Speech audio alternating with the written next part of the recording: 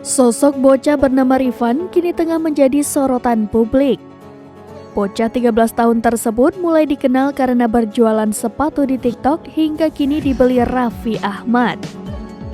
Sayangnya, niat mulia Rifan membantu perekonomian keluarga dengan berjualan sepatu agaknya tak sejalan dengan warganet.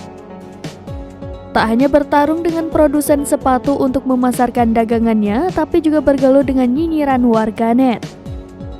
Diketahui Rifan dan sang kakak Eren yang berusia 26 tahun adalah sosok di belakang merek lokal People Crew tersebut. Keduanya memulai usaha sepatu tersebut pada Februari 2023. Rifan pun membantu Eren berjualan di TikTok dan berhasil menarik perhatian penonton sebanyak 500 orang.